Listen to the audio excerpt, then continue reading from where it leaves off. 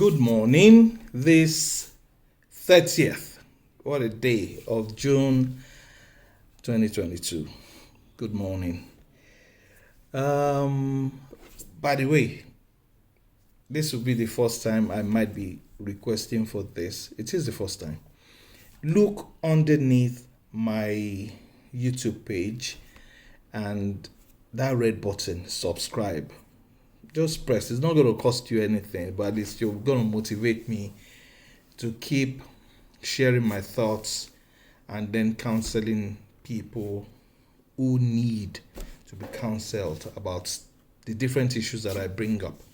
So please press the red button, press subscribe, press like and share on my TikTok page, subscribe to YouTube channel, like and share TikTok page, and I think it's on Instagram, it's on Facebook. So press like and make comments. Please make comments. I mean, my view may just be a little different from some other person's views, but trust me, before I say something, I've researched a lot to be sure that what I'm saying is right. What is midlife crisis? I think it's a general problem that some of us have imbibed into our life, and we just think that, oh yeah, it's okay, it's fine. I mean, everybody goes through midlife crisis. So in the Nigerian and African environment, midlife crisis occurs somewhere around 30 to 40 year bracket, 30 years to 40 years. Okay, that's the first thing. So what's midlife crisis? So I checked and it said it's a period of emotional turmoil in middle age, characterized by a strong desire for change. So I'm just going to pieces those words and then tell you what I think. By the way, when someone tells you about having midlife crisis, don't take it for granted. Some people have landed in psychiatric hospitals. Some people have been locked down, for mental cases. A lot of people, not some people, a lot of people, just for that. It's a mental problem, okay? So let's try to bring it down a bit.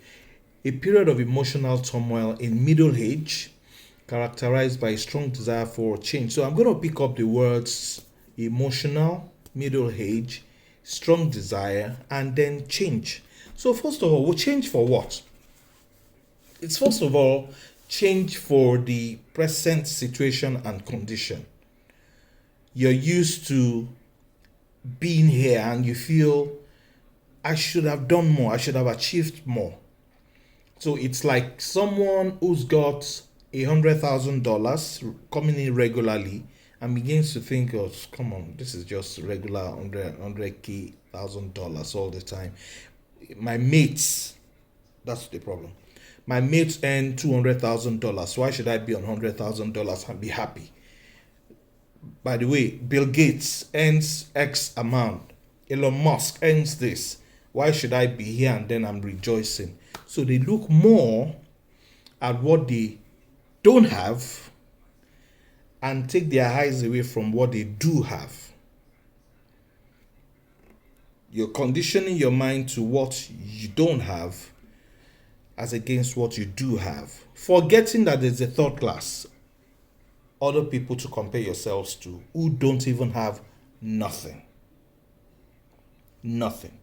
There's a third class of having nothing. You do have a little, it's not enough, and then you want more. That's the change they want. That's the change. It's as simple as that. I've been at this job for so long. I'm GM now. Why can't I be the director? So why can't I be the owner? So you're taking the GM. Someone went to school with you and doesn't even have a job yet. Is struggling. In fact, if you're a nice person, you're probably even supporting your friend or colleague or something who had the same thing with you and then doesn't have none. But you have the GM, but no, it's not enough. My mates are building in Victoria Island. Why should I stay in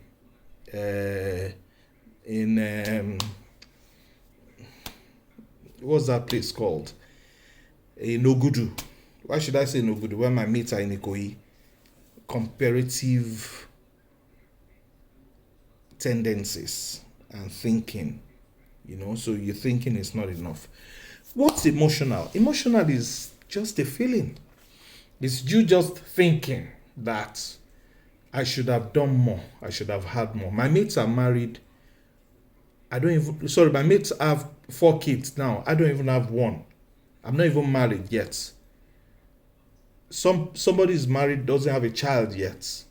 And then all of these people are entitled to crisis if they choose to consider what they don't have. Even the person that has 4 children and is driving an SUV and is looking at someone who is driving a helicopter will also have crisis. So it's lack of contentment in the greatest place. Lack of contentment. Contentment with godliness is great gain. I'm just dropping that for free. Contentment with godliness is great gain. I'm just dropping that for free. So middle age. Now listen to this now. Why is it between 30 and 40? I think maximum 40. It doesn't get to 45. 30 to 40. Why is it at that point that people have a midlife crisis? Why? When what God promised to man is 120 years and average of that is 60. Why are you having problem at 30? Why are you having at 35? Why are you having at 40? Because you are trying to fast track your life. That's the reason. You're trying to fast track your life. You think that at 30, I should have done this and that and that. By the way, there's a saying that a fast life leads to fast death. I didn't say that. I read it somewhere. It's not quoted. It's not by me at all. Fast life leads to fast death. So at 30, you're thinking about, hold on. At 30, you have 60 years of active and another 30 of years of playing before you depart earth. At 30, you have 90 whole years ahead of you. If you don't run yourself to death and have to depart among us at 60 or 70, humans' lives are in the hands of God. All right? But if you run too fast, you will hit the rocks. So you got to have to slow down. You got to have to reduce your demands on yourself and don't kill yourself by asking for too much. By the time you scale through the lives of, say, you're 50 or 60, you realize the things you're running for at 20, 25, 30, and 45 are just nonsense. Pure nonsense. So middle age is 60. Why are you killing yourself at maximum of 40? I'm just questioning these things. Strong desire. Let's relate that to emotional. It's just a feeling, all right? It's a myth that by this time I should have done here, I should have been here, I should have done. It's just facade. It's fake. It's fake desire. It's fake desire. It's you looking for more because you're not contented with where you're at and what you have. Remember I said some people have landed in psychiatric hospitals because of this. Now, I've explained the change. That's where I started from. So, what do? Don't kill yourself. There's a long journey ahead of you. If you kill yourself, you won't get there. So slow down. Be grateful for what you have, for where you are, and for what you've achieved. There's nothing that makes you different from the man who is homeless. Nothing. If we're going to consider those who are really qualified to be somebody, to be successful, to be wealthy, to be billionaires than the professors of this world. All the professors of this world will be in that cadre. Most are not there. Most are not there. What does that mean? It is God that prospers man. Slow down. Don't run too fast so you don't hit the rocks. Slow down. It's about all I want to tell you. And be contented. Emma, be contented. Be contented. There's nothing that is pursuing you. It's you that you're pursuing yourself. You are the one who's put roller skates under your own feet and running yourself to death. If you run too fast, you ran too fast. Listen, if you run too fast, you ran too fast.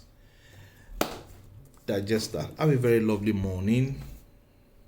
HPO here. Bye.